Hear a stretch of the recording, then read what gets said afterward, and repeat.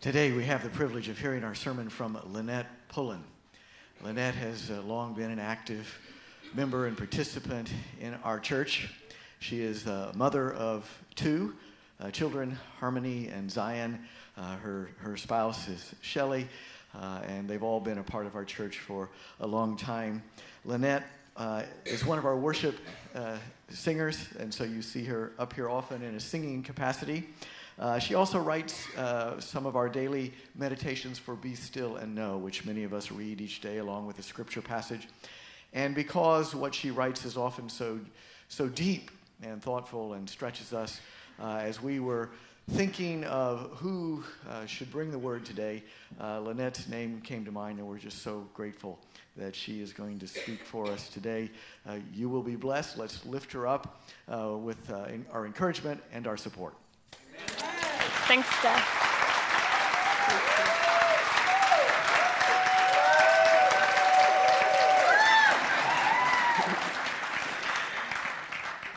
Stop it, you saps. Good morning.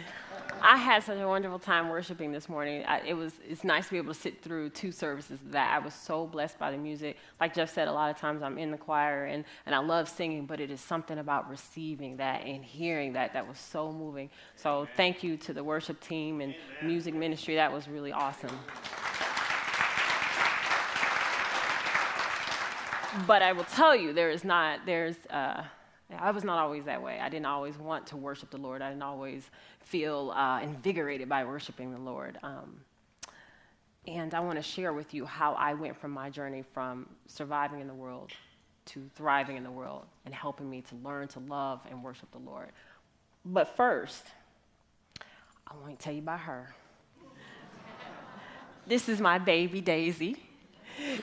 She is a full-breed pit bull. Yeah, she is. She doesn't look like it right there, but those ears are down. When the ears come up and the teeth come out, you can see it. Shelley actually found Daisy in the middle of an intersection. She was about that big, way too young to be away from her mother. Shelley actually had to coax her to get in the car with us, and we brought her home, and my first reaction was, no. Do not want a dog. At the time, she was so little, we didn't even know she was a pit. Well, anyway, Shelley takes her to the vet. The vet tells her, okay, this is a full breed pit, and I'm going, great, let's just give her away. Somebody will want her, that's nice. We did our duty for today. We saved a puppy, yay. And of course, my son then says, but Mommy, I prayed for a dog, and God sent this dog. Great. So, and then the vet proceeds to say, if you don't take this dog and love this dog, somebody who probably isn't so kind to pits will probably take her and do unkind things. And so, of course, all the peer pressure, we now have a dog. When we got her home, though, she was not like any other dog. She was not very loving. She did not want to be held. She did not want to be petted. Matter of fact, we would get close to her, and she would piddle on the floor just out of fear of somebody approaching her. I would get down oftentimes on my knee, and I would hold my hand out, and I would turn my head so that she would feel safe in approaching me. And she got to the point where she'd get close, and then she'd try to lick my fingers, and I'd stick my hand out, and she'd kind of go back like that. She'd been hit. She'd been hit more than once. At that size, she already knew what being hit was like. It took a lot of time and a lot of effort for us to be able to extend love to Daisy and for her to be able to accept it. I would put my hand out over her head, and she would duck down. Then after time, I'd put my hand, and she would kind of cringe, but maybe not duck. And then it got to the point where I could touch her, but only for a little while. And then she'd, back off, that's enough, lady, Now I'm happy to say we've had Daisy for a couple years, and it's to the point now where we walk in the door, and she is greeting us with gifts and love and affection. Matter of fact, when I tried to take this picture, it took like 10 tries. I put the camera in her face, and she'd lick the phone, and I had to wipe it off. No, honey, stay. No, honey, stay. No, honey, But the reason I tell you about Daisy is because I see a lot of similarities between Daisy and I.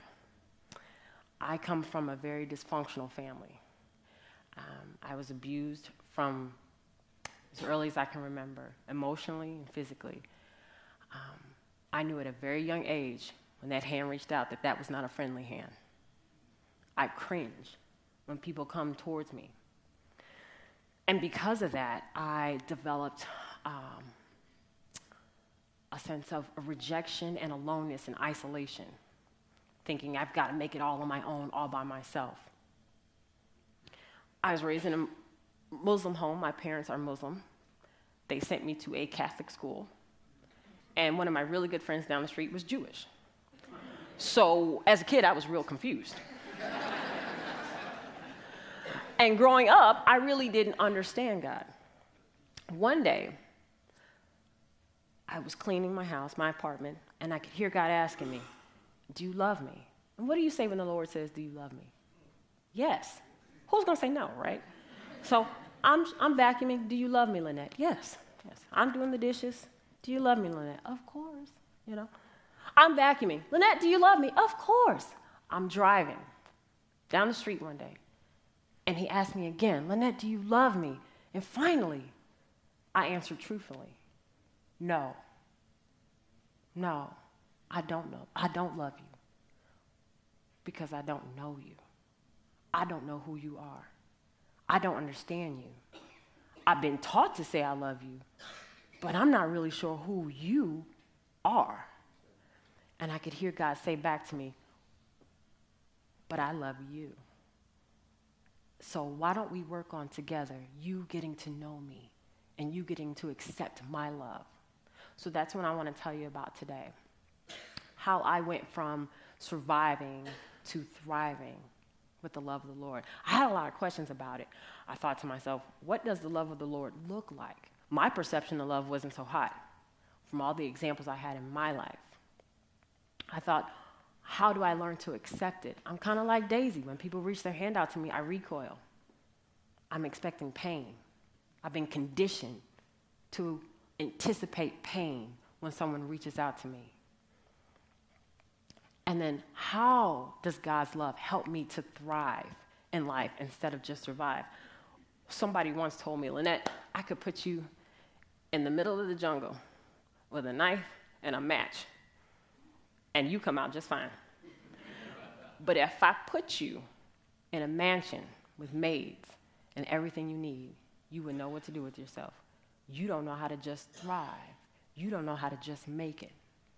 There are 3 key things that I learned in life about helping me go from just surviving, like Survivor Man, just making it, to thriving and enjoying life and being here and not waiting for the next terrible thing to happen to me.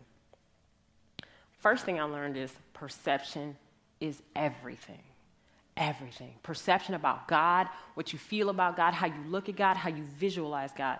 Because of my upbringing with my Islamic household, my Catholic school, my Jewish friend, and the rest of my family was Christians. So I was really confused. You should see our Thanksgiving dinner. The prayer at Thanksgiving, we would all get around, hold hands, and nobody wanted to really offend anybody else.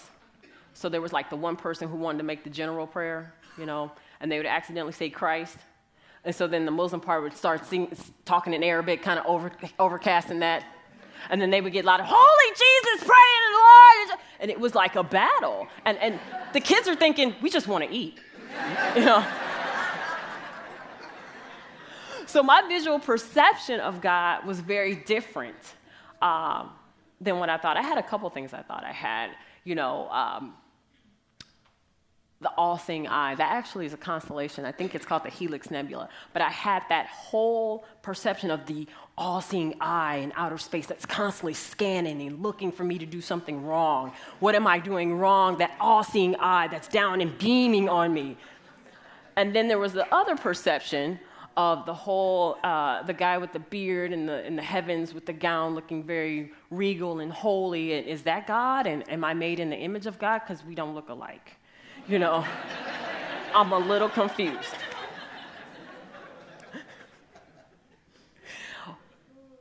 One thing that happened to me to help change my understanding of my visualization of God was I had a dream one night. It was a very vivid dream. And a matter of fact, I had that dream about 10 years ago, but I remember it like it was last night. At the time, I was going through an anatomy class. So I think in my dream, I was studying anatomy, and I was going over the parts of the brain, and I was naming them, and all of a sudden, God steps up to me and goes, nope, that's that, and that's that. And I kind of looked over and said, God, why do you look like that? He was African-American male, about yay high, low haircut, nicely dressed, midway attractive, but I immediately knew that was God. And I said, why do you look like that? And God said, so you can hear me. Oh, you don't look the way I thought. God went on to explain, I can look any way I want. This is the form I chose to take for you, so you can hear me, so you'll listen to me. You won't get caught up in what you see, and you'll listen to what I'm trying to tell you. God went on in that dream later on to just kind of tell me some things that I was supposed to do with my life and the path I was supposed to take, but that dream forever started that path for me down the changing of my thoughts, my visual interpretation of what God may look like. I realized I had to break out of that box, that God had a look, and that there was only one look that God had. I realized God made the box. There is no box. He's outside of that. It's bigger than that, which leads to my next point. I had to then learn to break religious stereotypes and preconceived notions of God. We all have them. We all have them. We've grown up in churches. Whether you've grown up in a church, outside of a church, you know somebody that was from church, that just used to talk to you about church. You know, we all have them. And my preconceived notions of God were male, old, Caucasian, and not very nice. God's not so nice sometimes. God has a temper. Let's put it like that. God has a temper. He could be nice, but he has a temper. One of the really cool things that helped me with that interpretation was the book, The Shack. How many people have read The Shack? That is a super cool book. If you've not read it, get it. It's by William Paul Young. In this book, one of the images of God is a female, African-American, heavyset female that's called Papa. And in the main character has to refer to her as Papa. And she helps guide him through some really horrible things that happened in his life. But she did that to help break his notions of what God would look like and how God is and the character and the nature of God. One of the things that was really important in that for me was reestablishing roles that God has in my life. There were times that in my life where I needed a mommy. You know, everybody has a mom. I need a mommy. I needed somebody I could run to, bury my head in her chest, let her wrap her arms around me, stroke my hair and say, baby, it's going to be okay. It's all right. Mommy's here. Mommy's here. I needed that. When I opened up and let go of my preconceived notions and stereotypes of God, God did that for me. He fell into those holes that I was missing in my life, and he was mommy to me. When I needed a daddy, I needed somebody to stand in front of me and protect me from all the bad things that happened and assure me that everything was okay and provide the things that I needed for me. When I broke that preconceived notion of God, he did that for me. He was daddy, not dad, not father. Daddy, you know the difference. Daddy.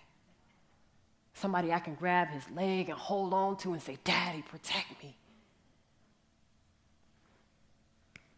My next point, something God taught me was really hard that I didn't even realize I was doing, was I was assigning human characteristics to God's infallible nature. So because everybody in my life who said, I love you, hurt me. Everybody in my life that reached out to me hurt me. So I began to assign their characteristics to God. You're saying you love me, but are you telling the truth? You say you'll be there for me, but will you really? When it gets tough, are you really going to stand there? Are you going to run out on me like everybody else? You say you're not doing this for you, but you're doing it for me. Are you sure about that? You sure about everybody else in my life has been really selfish and they've used me? How do I know you're telling the truth? God very clearly put on my heart, do not mistake me for human. Do not assign those human negative traits to my characteristic. I am not human. I am above that. I am good. I am love. I am not envious. I am not boastful. I don't fail. I do not rejoice in evil. I am love. And then God said to me, instead, look for those traits that are sprinkled among people among you. Those good traits. Find those. That's who I am. Find somebody who is loyal, who is patient, who is kind, who is perseverant. Find that. That's how you see who I am. Don't do that to me. Don't assign that negative, deceitful, selfish character. I'm not that. My wife, Shelly, is so patient with me. She's so patient with me. I swear I push her to the limits. Don't be fooled. When she snaps, she snaps. It's done. I have pushed her that far. But she is so patient. I see the patience of God in her character. My sister is loyal to a fault. She will stand up for me when she sees no reason to. She believes in me. I had a teacher in middle school who was so kind to me. No matter what I was going through, she was so kind. I could talk back. I could have an attitude. It's almost as if she knew what I was going through at that point in my life. And she was so gentle with me. My best friend Monica, whom I love dearly. We've been best friends since 6th grade. Love her dearly. I could tell her anything, and she'll never judge me. And I have told her everything. And I'm not telling y'all, but I told her everything. And she's never judged me. She's always looked at me with the same love and intensity she always has. So don't assign negative traits to God's character. Be careful, be mindful of when we do that. One of the reasons I found out that I was assigning negative traits to God was God kept asking me this question. It seems like he has a pattern of doing that to me. I guess maybe I don't tell the truth at first. God kept asking me, let me help you with something. And I would say, no, I got this. And God saying, no, Lynette, I really want to help you with this. And I was going, no, God, I got this. You help me with the supernatural up here type stuff I can't reach, but this right here I got. And God's going, Lynette, I'm here too. You need me for this too. And I'm going, no, I don't. I'm good. I'm independent. There's lots of people who need help. I'm good. And God says, well, why don't you want me to help you with that? I don't know. I just got it. God says, why don't you want me to help you with that? Because I said I got it. Finally, God says one more time, Lynette, why don't you want me to help you with that? And I had an honest answer. Because I don't want you to take credit for it. Surprised me too. I thought, wow, why wouldn't I want God to take credit for something? That doesn't necessarily make sense. And God said, why don't you want me to take credit, Lynette? And I had to think about it. Because when I was a little girl and somebody gave me something in my household, they would take it back. So if it belonged to them, they could take it back at any time. So nothing really truly was mine. And I could never really hold on to something. And I was always anticipating that they would take it from me. At the moment that I really needed it or really wanted it, they'd take it. And I didn't want God to do that to me. And God said, I won't do that to you, baby. I love you. I'm going to take care of you. Let me help you. Second point I learned. Stop bracing for impact and embrace the impact. Stop bracing for impact and embrace the impact. Basically, what that means is Stop approaching life like a football player. I got to the point where so many bad things were happening to me, day after day, time after time. They got to the point, I put my helmet on, I got my shoulder pads, my chest protector, and I'm like this. You know, I'm waiting for the next attack. I'm waiting for impact. And I'm charging 34, 36. You know, I'm ready. I'm ready. I'm ready. And God's looking at me like, baby,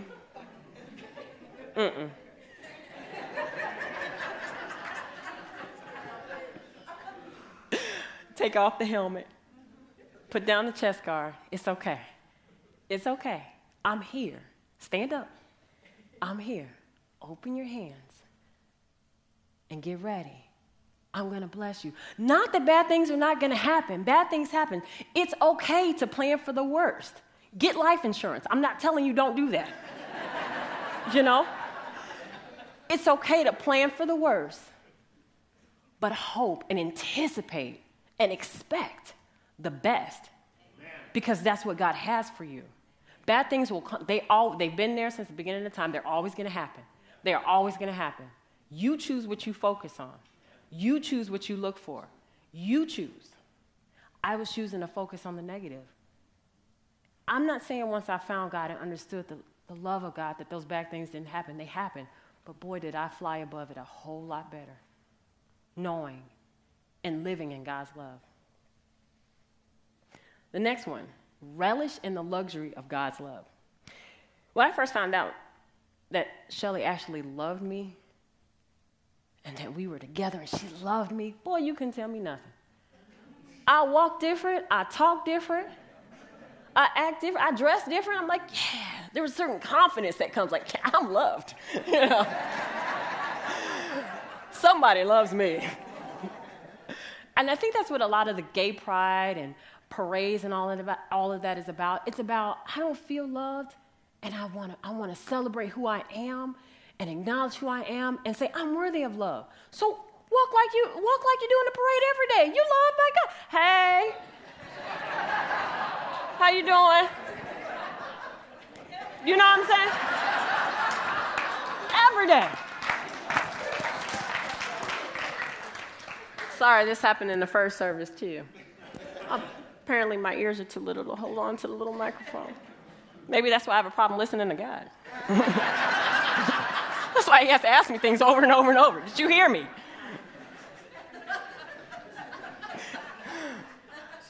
Third thing, bloom where you're planted.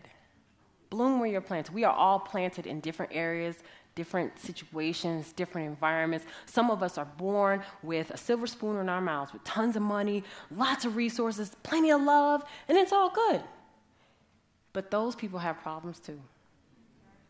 Some of us are born and had dysfunctional families, like I did, a lot of pain. Some people were born without families. They got adopted, didn't have anybody. Bloom where you are planted. Bloom. God gave you everything you need to bloom exactly where you are. You are meant to be there. It is not an accident. There are no coincidences. Take your situation as it is, bloom. Don't just make it, thrive, survive. Be who you are meant to be. My third point, pay it forward. That concept was made famous by the movie Pay It Forward, but the idea is to take what you have and love somebody else with it. Give it to somebody else. Pay it forward. Learning to love someone else the way that God loves us can be easy if you already love the person. I mean, it always has its challenges, but it's much easier when you love the person. I'm thinking a little bit further. Think of somebody that you don't love, or that you maybe even have animosity towards, like a George Zimmerman type person. For me, it's my stepfather.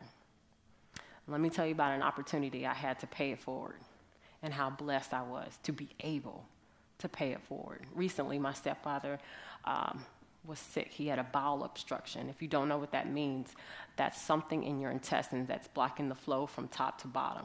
When that happens, it can be fatal. Even when it requires surgery to fix most times, and even if they do fix it afterwards, it still can be fatal. just from the effects. You get something called sepsis, where poison leaks into your system. It's very scary. That happened to my stepfather. My mother called and said, could you come up here with me? They live about 2 hours north.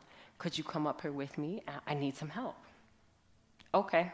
I reluctantly went. I got there. I'm walking down the hallway where his room is, and I could hear him vomiting over everything else. Monitors, the overhead speakers, people talking in the hallways. I could hear how loud he was vomiting. He was sick. I walk into the room. He's visibly sick. The nurses are running in and out. The doctors are running in and out. It's time for emergency surgery. They're trying to get everything coordinated. If you've ever been in a situation where someone has to have emergency surgery, it requires a lot of paperwork and a lot of people are running around. My mother was holding the bin that he was getting sick in, and she's trying to keep him calm and help him out. But at the same time, she was getting sick from watching him get sick, and she couldn't handle it. And she's looking at me like, I need help. And I'm thinking, no. But at that moment,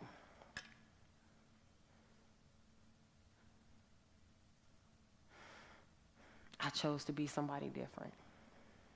I chose to pay it forward. I took the bin, and I took the wash towel, and I walked over to the bed. And he got sick, and I wiped. He would get sick, and I wiped. I didn't say a word, neither did he.